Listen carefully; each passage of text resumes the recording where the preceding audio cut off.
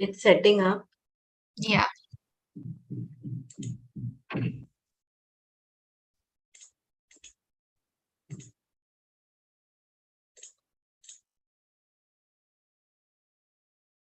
Hello everyone. Welcome to OrangeSlates channel for teachers by teachers. Just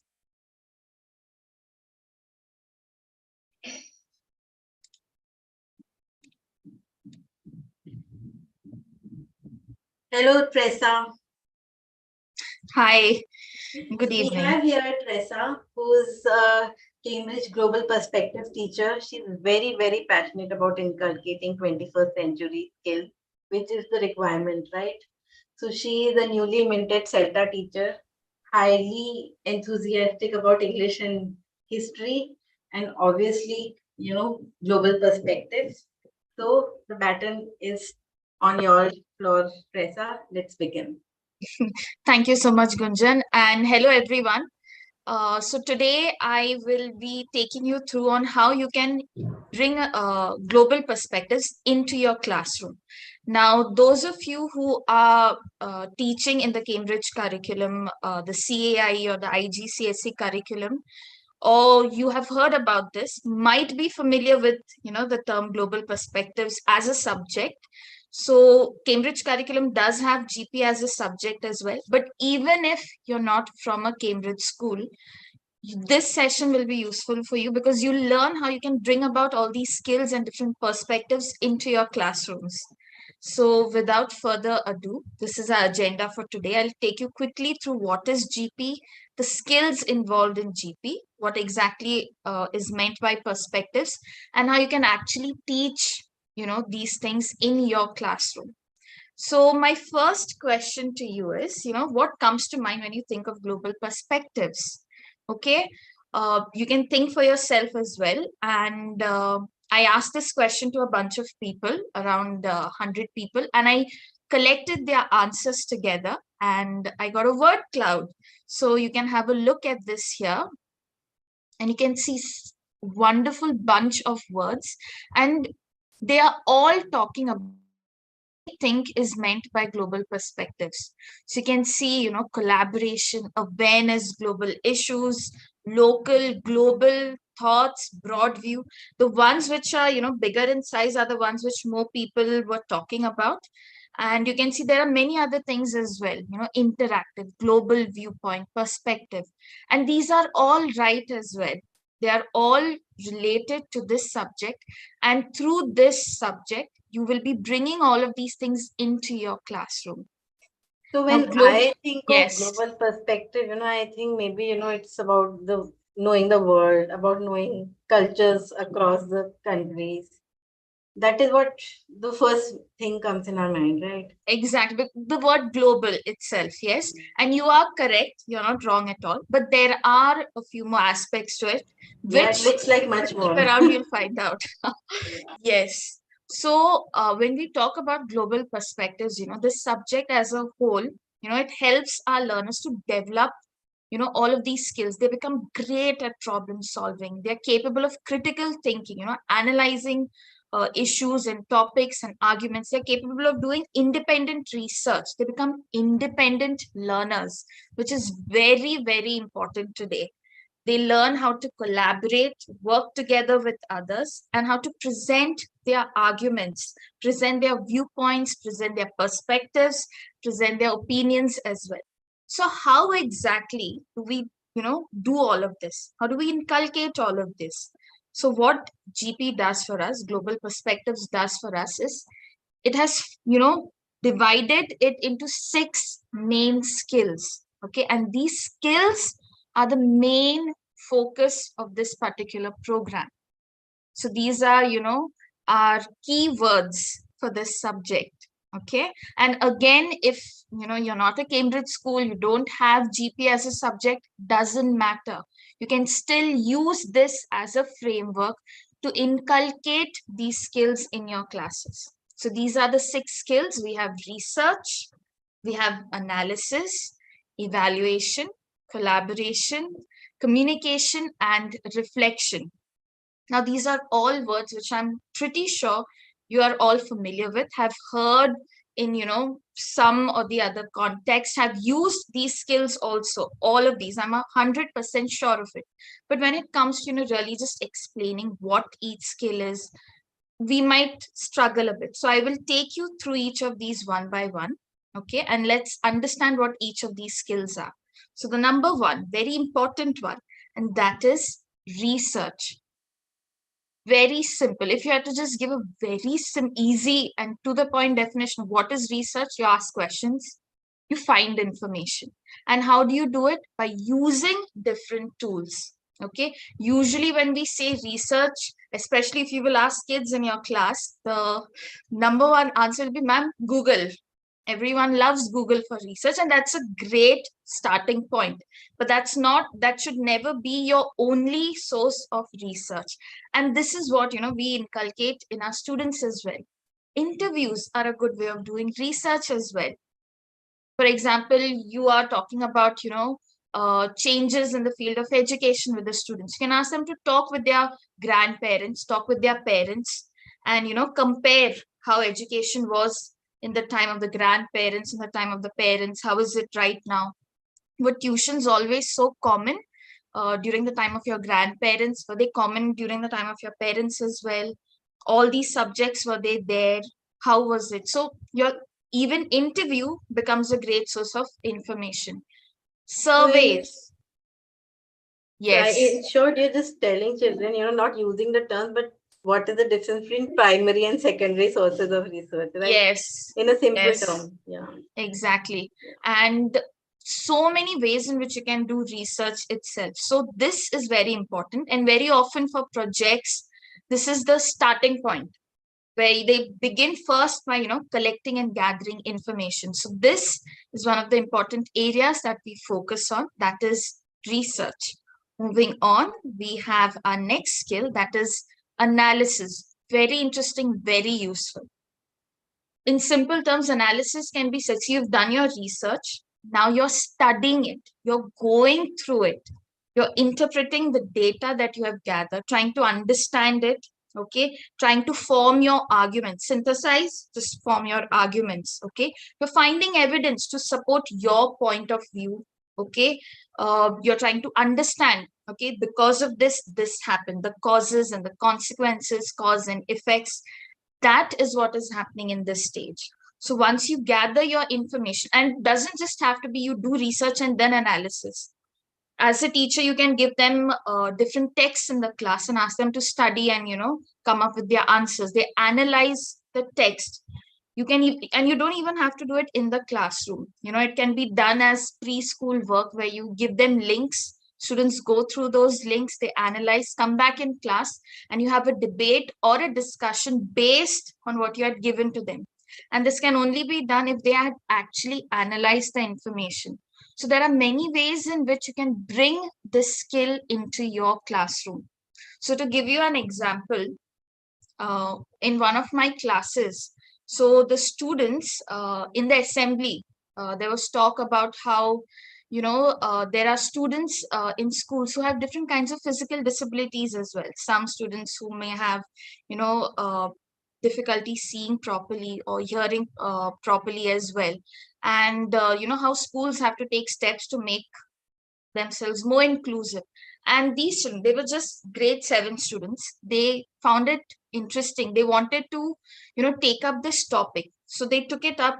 They did some research individually first of what are the different kinds of disabilities that are there, especially ones which affect school going children. Then they analyzed all of that information. They tried to come up with categories. Okay, these are physical disabilities, intellectual, these are sensory disabilities that are there, which are more common in school going children, those kinds of things. So they have analyzed all of that data. So taking this example further, I'll use it to help you understand what is evaluation as well. That's the next skill. Okay. Now it can get confusing between analysis and evaluation. They both seem kind of the same, but there is a difference. Evaluation is where you're, checking your sources for biases as well as reliability. And I'm sure in this age of WhatsApp, you're all familiar with how, you have so many WhatsApp messages being forwarded. I'm sure you don't just believe all of it. If a close and trusted friend has sent you something, you will obviously, believe it as well. If it's a reliable news website that you're reading information from, again, you might believe it as well. So you are using the skill, you are evaluating the source of your information, and that is exactly what you're trying to get your students to do as well. So when they have uh, done their research, they're trying to analyze the information. So again, taking the example of my students as well, so they gathered all the information about different kinds of disabilities, and they found lots of information, some contradictory as well.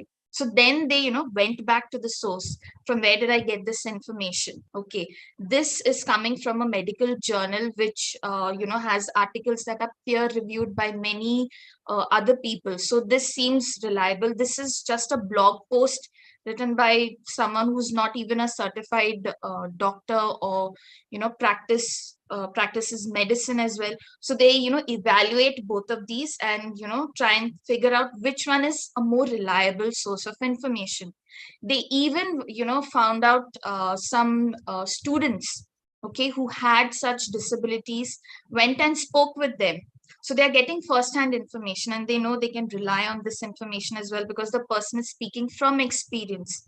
So here you can see the children are actually using the skill of evaluation. They're learning how you have to just not take information at face value, but actually go through it, figure out the sources, try and realize which one is a more reliable one, which one you can use to make your arguments more logical. So we have, three down, three more to go. We had research, we had analysis, evaluation. Coming to the next one, my favorite one, it's collaboration. Now, see, usually when we talk about collaboration, teamwork, just another word for it, it's the same thing. And we think it's so easy, just give the children group projects, ho gaya, collaboration, teamwork is done. But trust me, if you put in a little bit more effort, you'll yield amazing results. So again, this same group of students, they are brilliant. Okay, they all have amazing ideas, very good independent learners. Give them any individual project or activity to do, and they'll all come up with wonderful things. But every time I gave them a group project, okay, there were lots of initially in the first discussion there were so many ideas. We'll do this, we'll do that, and we can do it in this way. But when it came to actually doing it, the result would never really come out the way they really wanted, because they were not able to communicate well, and everyone wanted their idea to be the one which was implemented. So here they, every time they kept thinking back on what was it that didn't, like, we thought of doing it this way, but end result was this. Why? Because we argued a bit, we were not listening to the other person as well. And here, this is where the teacher, this is why I said you can't just yellow group project and you can leave them. You have to be a facilitator. You have to give them some feedback as well, and get them to work together. And trust me, throughout the year, getting them slowly to build their collaboration skills, by the end of the year for this project, they did absolutely well. They really collaborated well together, and they realized that sometimes you need to listen to the other person, get their perspective, get their opinions as well, and find a way in which you can take the best of everyone. Another important thing you'll have to focus on when you're getting students to do group projects is, very often there'll be one or two students who will take up the leadership, and they'll do everything. Okay, it might be made because they like doing it, or it might be because the others in the group are not doing it. So here again, you need to put on the cap of facilitator, and get the students to understand that when you're working in a group, you have to learn to delegate tasks, and you have to get your team members to do the work. Okay, and I have used these examples in my classes because our students, you're teaching them life skills. They'll go, they'll become, maybe CEOs, or they'll work in big companies. They will not be able to do everyone's work themselves. They have to delegate. So this is, you're teaching them skills for the future. Okay, so these are things you have to keep in mind when you're talking about collaboration. Don't just leave them to it. Keep an eye on them. Get them to actually work together. Identify areas. Some student must be really great with computers and creating videos and PPTs. So maybe that individual can take up that task. There might be a student who's really good with compiling information from different sources, so they can take up that. Another one who's a wonderful speaker, so they can be the one who takes the lead when they're presenting their information as well. So initially, you can be the one who identifies, such learners and gives them tasks. Slowly, you have to come to a stage where the students themselves recognize these skills among their peers, among their group members, and delegate tasks. So that was collaboration. And next we have communication. Again, communication, very simple.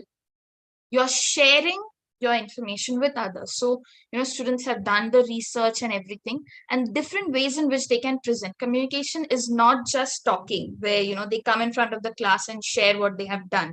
That is one of the aspects of communication, yes. So they have PPTs, or they'll make videos. Written reports are also a part of communication as well. Interview skills are a part of communication as well. So different ways in which the students are sharing information with each other. And here again, we are not just training our students to be good orators or speak confidently. That is important, but also that your arguments have to be logical, they have to be reasonable, they have to be backed by evidence as well. You have to convince your audience. Your audience can be one, just your teacher. Your audience can be just your classmates, or it can be a whole school, or even bigger. Your main aim is to convince your audience to your point of view, get them to understand your perspective as well. So you inculcate the skill of communication as well. So again, this group of students, they had conducted interviews. They then had compiled all of their information together. They worked together, collaborated to come up with a list of recommendations for the school on how they can make the school more inclusive for the differently abled students. And then first they presented it to their peers, the students from the other classes, got their feedback, made some improvements, and then they finally presented it to the school management itself, and they had a great response as well. So you can see they are actually having some tangible effect. Try and do this whenever you're giving them some projects where children can actually see some result, some effect of the project that they're doing. Every project, every activity, no, not necessary, but throughout the academic year, if at least they can have one project or activity where they are making an actual impact, can be within the classroom, within the school, or the local community as well. It's up to you. You can plan it out with all the teachers, but trust me, when children see the change that they have brought about, even if it's something very small within the classroom, they get more enthusiastic with that learning process as well. That is why NEP is also talking about real life, connecting examples to real life. It really works well, yeah. Exactly. And I'm glad you brought up NEP, because again, some of you might be thinking this is like, Cambridge subject, and, we have now the NEP 2020. But trust me, if you've like, gone through the NEP, you will know everything that I've been talking about is there in the NEP as well. So the NEP is also, making Indian education, reach the international standards as well. So trust me, you can do all of this while, keeping in line with the NEP 2020 as well. And finally, we come to our last skill, reflection, which unfortunately, is not really practiced a lot.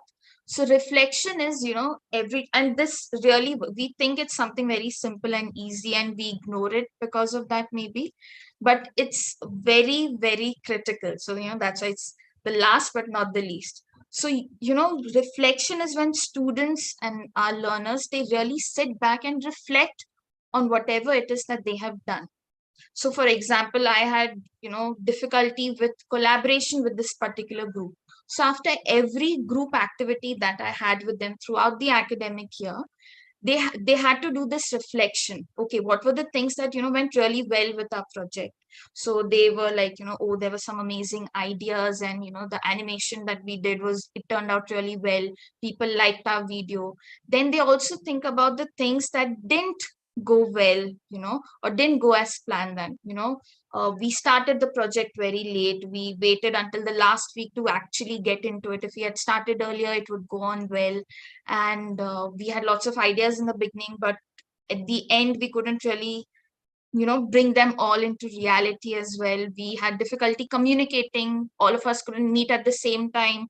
All these things they are talking about, and as they are reflecting on this, they're also thinking of solutions to it. So next time, what can I do better? I did well, but how can I do this even better? How can I improve myself? So maybe next time we, need to work on our communication, set a time apart. I'm sure we can all, find at least half an hour throughout the day where we can all meet. If not at someone's home, maybe meet online, Zoom or WhatsApp video calls. So children actually think, reflect, work on it. And trust me, if you use this skill, there will be lots of growth in the learners themselves, and slowly they get into this habit where you don't have to ask them, think back on this. They do it by themselves, and it doesn't have to be something very boring. You can make it fun. Some of you might be familiar with stuff like the feedback sandwich, for example, maybe where you think about something that was really good, something that could have been better, and then something again that was really good. So you have the feedback sandwich where you can do this for yourself or even give feedback to each other. Peer reviews, peer feedback is invaluable. And if you can inculcate that skill in the students, that's, going to change and transform your classroom into a really amazing place. So students, they learn to give feedback to each other as well, 2 stars and a wish. So 2 stars are the two things that, I think you did really well, Gunjan. You spoke so confidently, and you had amazing pictures to go with your presentation as well. One area I think that you need to work on is you had not mentioned the sources from where you got the pictures and all. So I think maybe next time you can keep that in mind. So in this way, students give feedback to each other. So this also inculcates, reflection in them. We can also have exit tickets, another form of reflection, where at the end of a unit, at the end of a chapter, if you want, you can give printouts of exit tickets, or just have them write it down in their book as well of, how do they feel at the end of this unit? What have they learned?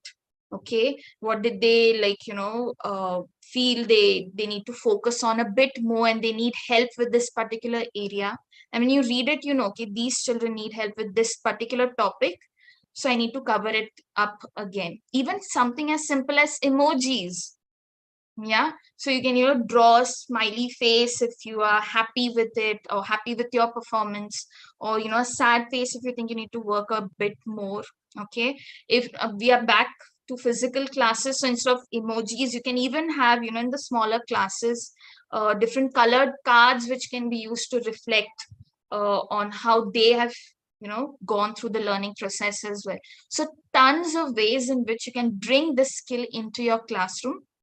And again, it's a very important, very useful, amazing skill that you have. So as I told you, we have 6 skills in GP, and that's global perspectives. And the second half of it, perspective, is very important. And you have this wonderful image over here. Now, all of us are looking at the elephant, so we know it's an elephant. But if you look at the picture, you'll see all of those men that are there. They have, blindfolds. So they can't really see what's in front of them. They're just trying to figure out what it is by touch. Okay, so the one who is touching the tusks of the elephant is saying, oh, it's a spear, because to him it feels like a spear. The one who's towards the back near the tail, he can only feel the tail, touch the tail, so he's telling that I think this is a rope. The ones near the trunk think it's a tree. The ones near the ears think it's a fan. Now, can we really say any of them are wrong? I mean, from their perspective, they are right. I mean, the one who's holding True. on, yeah, the tail does, if I'm blindfolded and there's something like the tail in front of me, I'll say, I think this is a rope. So True. again, here you see that, they are all correct from their perspective. Okay. So usually what happens is sometimes, especially when we are working together as a group, you will have a different opinion. The other person might have a different opinion as well. And you might feel, no, no, no, I am right. The one who's saying spear is like, no, how can you say it's a rope? How can you say it's a fan? It's clearly a spear. The one who is holding on to the ear saying, how can you say it's a snake or a tree or a wall? Can't you feel this? It's clearly a fan. So then, like, you remove the blindfold, which in reality is you try and look at things from the other person's point of view, and you realize, oh, wait, we were all right. He was saying fan because he was near the ear, he was saying wall because he was near the body as well. So even, when our students are working in groups, you have to get them to, if they disagree with each other, okay, why are you saying that, Gunjan? Why do you say that? Okay, Teresa, why do you say that? Get them to share their opinions. And this also, forces the students to think about their arguments, not just, no, no, no, this is correct and this is wrong and this is bad and this is right. Why do you say that? What makes you think that? What is your evidence? And then in this way, the students learn to look at each other's perspectives. But again, perspective is not just looking at things from each other's points of view. Here we come at, what Gunjan had mentioned earlier. When you think of global perspectives, it seems like, you're talking about things happening at the global level. But it's very important, and which is why I really love this subject as well. It forces us to, really look at issues not just at a global level, at a global level, at a local or national community level, and at a personal level as well. For example, in the class, if you're a sports teacher as well, you can do this. Or if you're talking about sports in your class in general as well, where, when we are talking about global levels, which are the sports which are most popular in the world. Okay. Now, us in India, our answer usually is cricket. But then if you really look at it, globally, it's more like, Football. football, which is, one of the most popular sports. And why is it so popular? Why do you think it is not as popular in India? Then you come to local and national levels, which are the sports which are more popular, in our country. Why do you think cricket is so popular in India? Do you think cricket is popular in all the states in India? Why is football more popular in Kerala and West Bengal? And you can come lower, you can come down to the city, to the state as well. In your city, are there any, sporting groups or teams that are there as well? In the school, which sports are there? Which teams are there? Which is the most popular sports in your school? Why do you think most of the students go for cricket? Why do you think more of the girls go for basketball and not for cricket? Do you think if there was a football team, there would be many students? Why not? And then you even come to personal level that, which sports do you like? You don't like sports? Why don't you like sports? Which ones do you like? So you can see how you can take a topic and you can dismantle it and look at it at all these different perspectives, at all of these different levels as well. And you can do this with, lots of different topics as well. You can, for example, you can take the fruits, for example. So maybe, you prefer getting fruits that, come in, cut and, wrapped and given to you, in the supermarkets, because you can come home. There's no need of washing and cutting and peeling and all of it. You just open and you eat it. Okay. Then maybe you think about the local level. Okay. What about the fruit sellers? Okay. How do they feel about, supermarkets selling the fruits in such a way? Are they the ones providing fruits to the supermarkets and the local shops which are there? Or is it being imported from different states or different parts of the country or different uh, regions of the world? When you come to a national level, which are the fruits, more common in your country? Is kiwi really, found locally here? know then how are we getting it, why are we getting it. Then you come to global impact, of import and export of fruits. Is it environmentally sustainable? What impacts it has, when you introduce a non-local variety in a particular community as well. Shipping costs and all of it. Should you really have fruits as per seasons? Is it okay to buy fruits out of season as well? I mean, it's there in the market. Why not? These kinds of discussions. So you can see how you can, take really relevant topics and look at them from different perspectives. And again, here I would like to stress, even if you're not a Cambridge school, even if you don't have this subject, you can do this. You can have such discussions, such activities in your classrooms at any point of time. You don't really need a curriculum to, bring these skills. And if you'll notice, our CBSE curriculum and all of those life skills that are there in many other areas, you'll find these skills are there. The only difference with the Cambridge curriculum is they've devoted an entire subject that focuses on inculcating these skills. Because usually what happens, we are more focused with completing our syllabus and our curriculum. So we might not, give as much significance to, these aspects of the teaching learning process, which is where having a subject like GP is really useful. But again, it's up to you how creative you can be. And I'll share a few resources at the end, which will help you to, bring these skills and these perspectives into your classroom. So now this is about the Cambridge Global Perspectives. In the Cambridge curriculum, the subject is taught through something called challenges. And, all of the content is given by Cambridge. If you're a Cambridge school, you have access to all of these. If you're not, you don't. But then again, if you're not a Cambridge school, I told you that, there are lots of ways in which you can inculcate these 21st century skills in your classroom. So to give you an example, if you are not a Cambridge school, for example, and you want to inculcate these skills. So in science, for example, the students are learning, the anatomy of, birds and the relationship between the shape of a bird's beak and what it eats, its diet. Okay, so traditionally what you would do is you would have pictures of, a flamingo's beak and a, kingfisher's beak. You'll have these pictures up, and then you'll show a flamingo has a mouth like this, that is why it has a diet like this, and that way. Another way in which you can do it is and we had done this in our school as well, where the students were divided into groups, and throughout the school we had put up these posters of these birds with their beaks discussing their anatomy. So students went on kind of like a treasure hunt around the school, at the end of which they would find a poster, they would look at it, note down the information. This is where they are kind of doing research. This was for the lower classes. So they are looking at the information, they are analyzing it, making down notes and everything. Then they all come back to class where we had different tables set up.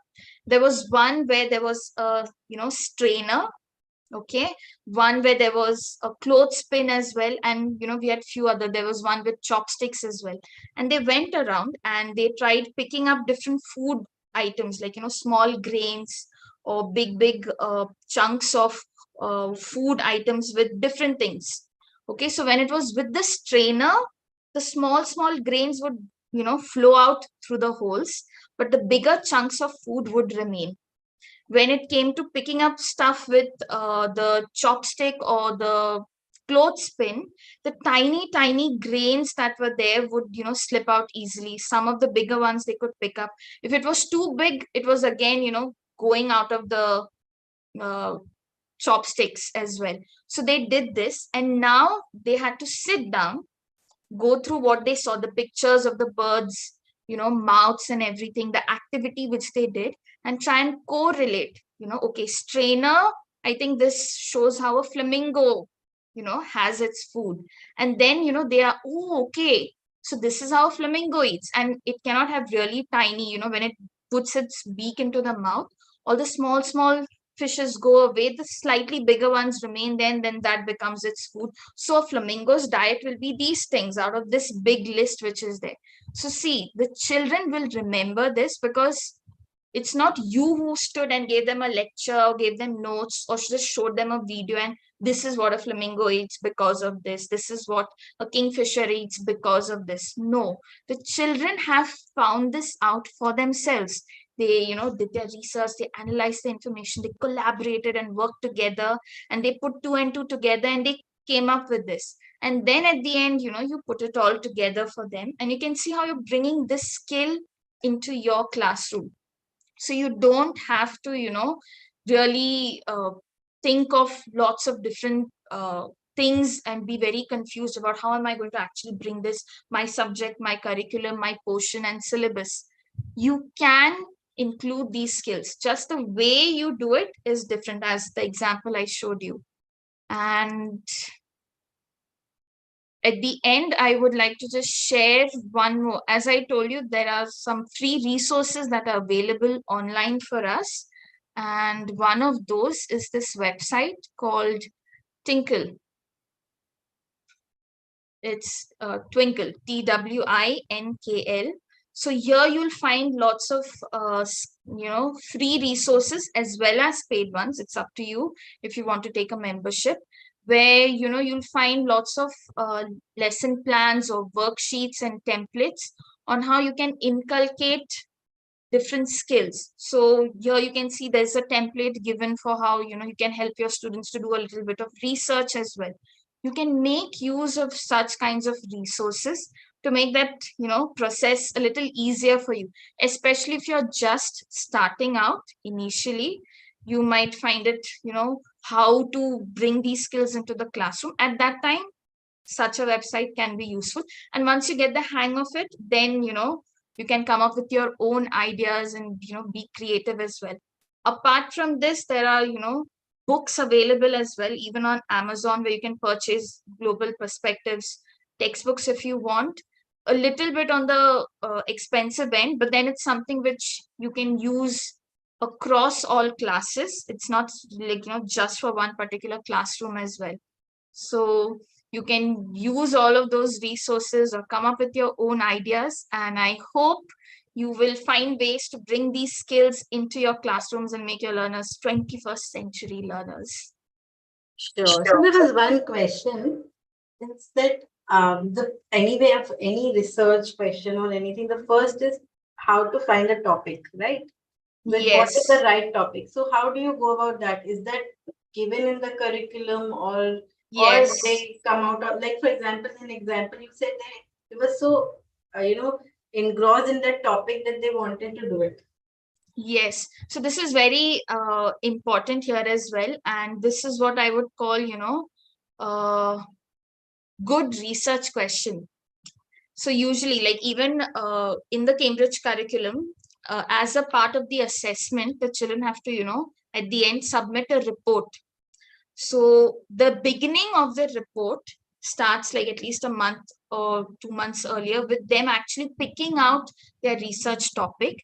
And that is through a good research question, which is very important. And there are some things that you have to keep in mind that, when you're choosing your topic for research or your research question, it shouldn't be something that's too broad, okay, too vast of a topic, like are are computers good or bad?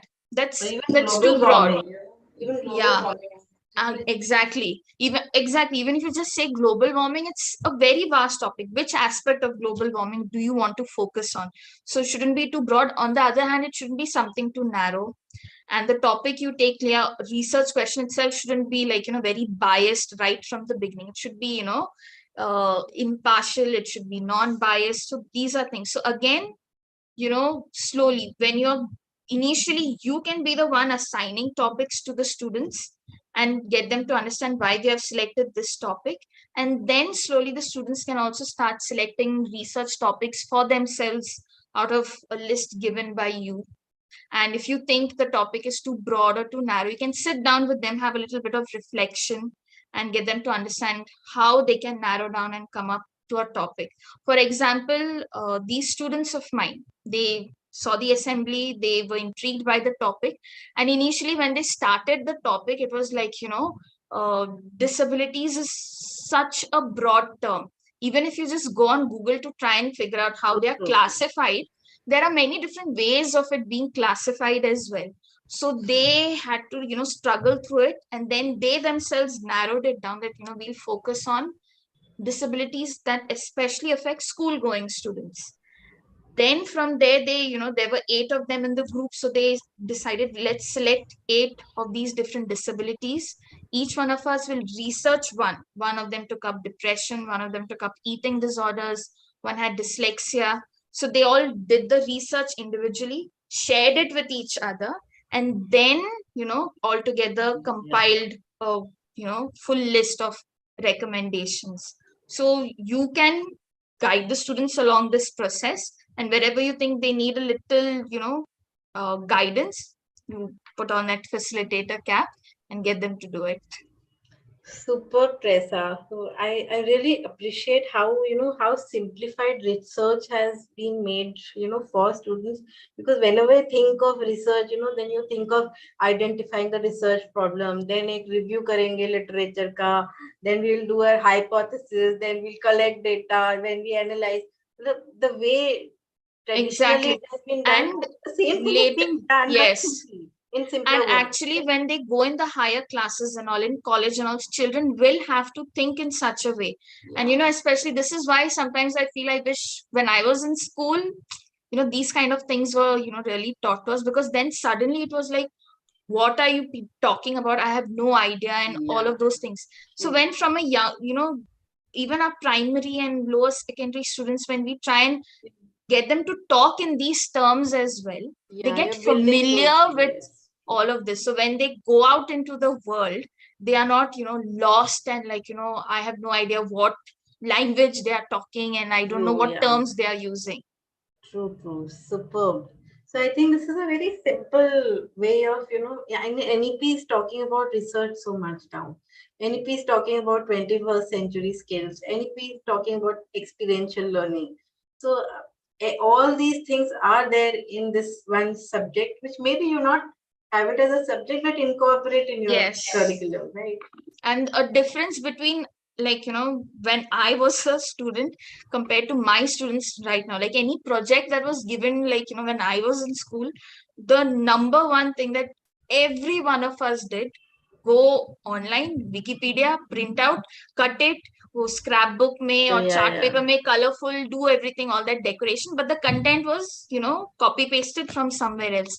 And now actually, in classes, even as small as grade 4, grade 5, students are learning that you can't really, Do that. do that. Yeah. Even pictures and Great. all, if you're adding in your project, you have to mention where you got it from. And, we have students, of the lower secondary learning about things like, Creative Commons and licenses and Oh, all those great. things. So this is why I say we are actually preparing them for the real world, because we can't, send our students out without, being equipped well, where they suddenly, go into colleges in different countries, and, they end up making, mistakes which are very basic and fundamental. True. And this copy gen paste generation is no longer, people know Thankfully. now. Yeah. So Yes. I, superb, Teresa, that was a great session. Thank you so much. So we have one comment by Jigna. I think when you're talking about group work, she said that a planned group work, leadership quality, inculcation, communication, tolerance, skill, emotional balance, so much can come into Exactly. activity, right? And a smart facilitator can ensure a better outcome, which is Exactly. actually, you need to plan well, you need to structure well, and then they will take it on. Yes, and the end result of this, as ma'am Jigna ma'am mentioned, all of the skills also, is that you end up with a holistic learner. I mean, we throw this word around a lot, holistic, holistic, but then we don't really do things to, make our children holistic learners as well. But when we inculcate all of these skills, give them the opportunity to use those skills, then they can actually, become holistic learners. So we have a question from Bharti Mohan. She says, I need some guidance on how to get started with research. Yes. So A big question. yes, this would depend on the age group that you're working with. Okay, for example, we had grade two students, and the example that I had used where, they were talking about their family members and all of it. So they did this research by, interviewing their grandparents. We decided that, they actually talk to their grandparents, talk to their parents, and get the information. They going online searching, then it becomes the parents doing the research, not the children. So here this is how they were gathering the information as well. There was a group of students who were trying to learn about, fruits and decay and decomposition, all of it. So they did it actually by, observing fruits kept around near them as well. So according to the age level, you can decide how you want to go about. You can arrange interviews for the students as well, where they are gathering information from the speaker as well. Actually, you can have the children brainstorm and ask them what you want to do research on. Yes. They will, I'm sure, come up with beautiful And ideas. I would suggest initially that, you don't just open it up, choose whatever you want. In the beginning, you can have, like a bucket of activities, number of activities, and from those children can choose whichever one they want. And slowly, as they get used to it, they can start picking up their own activities. But you have to, initially give them criteria and guidelines. Yeah, Which give them subject, which topics, topic. main topics, yeah, Yes. to select from. You're on mute, Gunjan. Great, Tressa. So there are no more questions now. So anyway, we are here. Any questions, you can keep putting it on the YouTube channel. Tressa will reply you if you are in the group, or do join OrangeSlates group if you're in the group. We'll put the links in the YouTube channel also. And if there are any questions, she can address them later also. No issues. Definitely. Thank you so much. Thank you to OrangeSlates for giving me this opportunity. And thank you to everyone who joined and who is going to watch this as well. Hope you will take this and, apply it in your classroom. Thank So I you. can proudly say that Tressa was part of DCDD batch 1. Yes. So she is a graduate from OrangeSlates. So thank you so much. And I have to say that, I knew all this about the subject and all, but then, how to actually put it all together, communicate, with an audience, make it, easily available to others as well. All of those things, this content creation and everything I've learned from OrangeSlates, and it has given me the confidence to actually, go ahead and do stuff like this. Thank you so much. So we'll bye for now. We'll catch you most probably tomorrow, day after, with one more session.